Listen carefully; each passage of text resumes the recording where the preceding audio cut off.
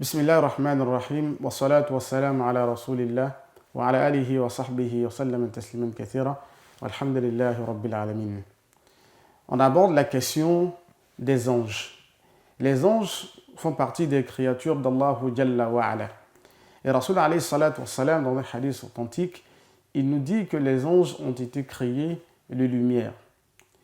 Et ces anges-là ne désobéissent jamais aux ordres d'Allah Jalla wa Ala. C'est ce qu'il dit dans le Coran, dans la Surah Al-Baqarah. La ya'asuna Allah ma amarahum wa yaf'aluna ma yu'marun. Ces anges-là font toujours ce qu'Allah Jalla wa Ala leur demande de faire. Jamais ils ne désobéissent à Allah Jalla wa Ala. Voilà pourquoi les savants nous disent que les anges ne sont pas dotés du libre arbitre. Contrairement aux hommes et aux génies, nous qui avons la capacité de choisir entre le bien et le mal, les anges n'ont pas cette capacité-là. Allah Jalla wa Ala, il les a créés et il les a conditionnés à son adoration, à son obéissance. Donc, les anges font partie des créatures d'Allah Jalla wa Ala les plus nobles. Et ces anges-là, comme je l'ai dit, sont au service d'Allah Tabaraka wa Ta'ala. Et ces anges-là font partie effectivement du monde invisible. Nous, on ne les voit pas, mais eux, ils nous voient selon la permission d'Allah Tabaraka wa Ta'ala. Et ces anges-là, ils sont nombreux. Ils sont tellement nombreux que Rasul alayhi salatu wassalam, lorsqu'il est allé au ciel, donc lors de sa visite, il nous dit qu'il y a une maison qui se trouve au 7e ciel, qu'on appelle Baytul Ma'mour. Et cette maison-là, c'est l'équivalent de la Kaaba sur la terre. Et Rasul alayhi salatu wassalam, il nous dit que chaque jour qu'Allah Jalla wa Ala il fait, il y a 70 000 anges qui font la tawaf, c'est-à-dire qui font le tour de la Baytul Ma'mour. Chaque jour, 70 000 anges. Et lorsque ces 70 000 anges-là vont, ils ne reviennent jamais jusqu'au jour de la résurrection. Donc ça nous donne un peu une idée de la quantité de ces anges-là.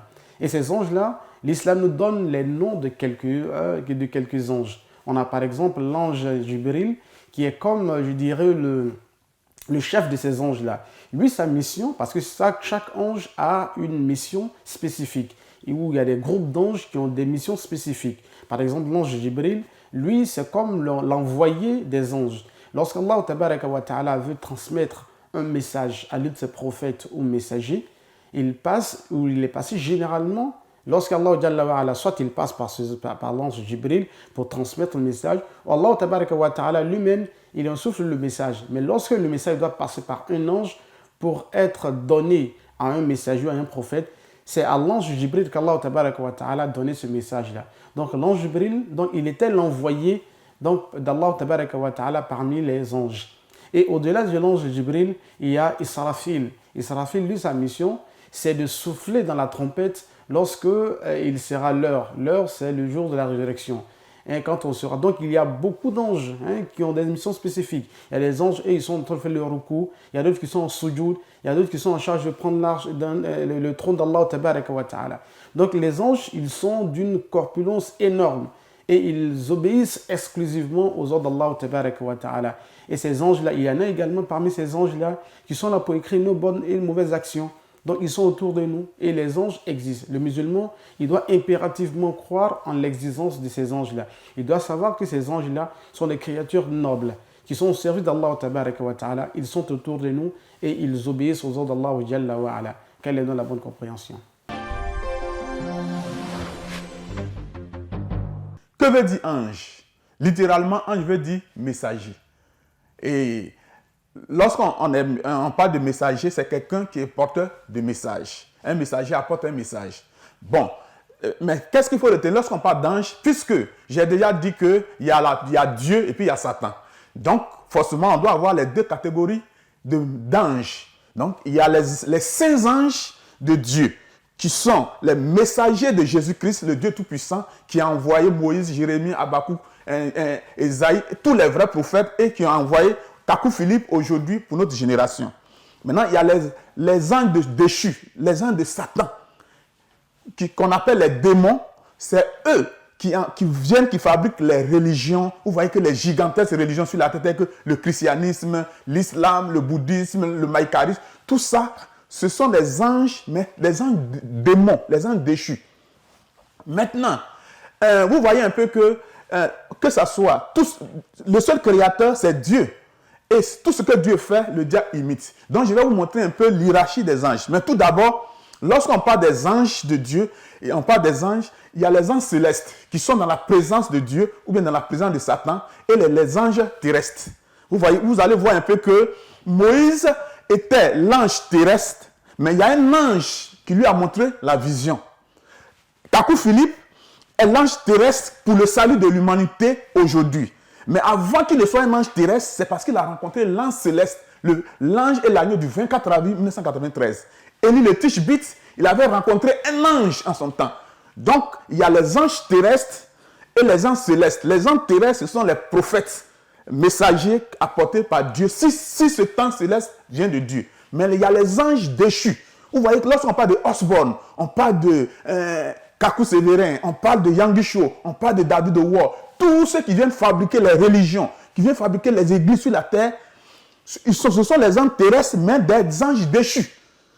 Donc, si vous êtes sur la terre, vous devez savoir que soit vous êtes influencé par les anges porteurs du message de Dieu, ou bien vous êtes influencé par les anges porteurs du message de Satan. Et les anges porteurs du message de Satan, c'est eux qui établissent les écoles pastorales, les instituts bibliques, ils font des veillées, ils font jeûner les gens, ainsi de suite, ils font tout ce qui est... Et les anges, pour que vous soyez influencés par les anges de Dieu, tout d'abord, en une génération, il y a un seul ange qui sort de la présence de Dieu. Et ce seul ange-là, il utilise un prophète. C'est uniquement un prophète. Et c'est ce prophète maintenant qui rassemble tous les élus à travers le monde par le message. C'est pourquoi le cri de minuit dit que si quelqu'un dit qu'il est un vrai prophète, alors son message doit atteindre toutes les extrémités de la terre. Aujourd'hui, l'ange qui a agité l'eau pour le salut de l'humanité, c'est l'ange du 24 avril 1993. Donc, Kakou Philippe est son messager. Et que Dieu vous bénisse. Ce soir, je veux parler d'un thème très important qui n'est rien d'autre que l'ange de l'Éternel ou bien les anges de l'Éternel. Ce que vous devez comprendre, c'est que le thème ange vient du mot grec appelé angelos, qui veut dire messager. Alléluia. Aujourd'hui, lorsque Dieu veut prendre la peine d'accomplir une mission, une action dans la vie d'une personne, il a tendance à envoyer ses anges dans la vie de cette personne. Alléluia. Afin de pouvoir accomplir pleinement cette mission. Bien-aimé, qui que tu sois, où que tu te trouves, tu as aussi besoin des anges dans ta vie. Mais comment activer dans ta vie le mystère, sinon le ministère des anges? La Bible dit comme ça que ne sont-ils pas tous des esprits au service de Dieu, envoyés pour exercer un ministère en faveur de ceux qui doivent hériter du salut? Ce que vous devez comprendre pour que les anges de Dieu viennent vers vous, il est important déjà de pouvoir vraiment rechercher le salut, alléluia, être hérité du salut. La seule manière d'être hérité du salut, c'est de confesser haut et fort le nom de notre Seigneur Jésus-Christ. Souvenez-vous d'Abraham, le père de la foi, avant même de pouvoir rentrer en possession de son héritier Isaac, il a reçu aussi la visite des anges. Alléluia. Écoute-moi très bien.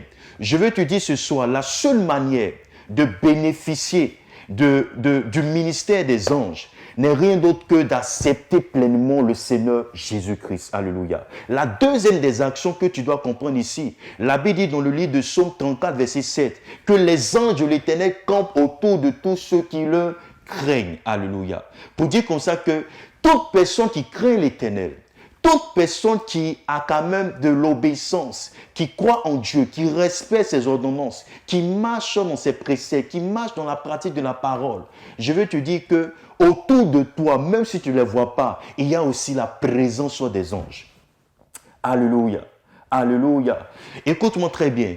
J'ai l'honneur de te dire ce soir, si tu prends la peine d'accepter le Seigneur Jésus-Christ, si tu prends la peine de craindre Dieu, il n'y a pas de raison que les anges de l'Éternel ne campent pas autour de toi et n'agissent pas pleinement en ta faveur.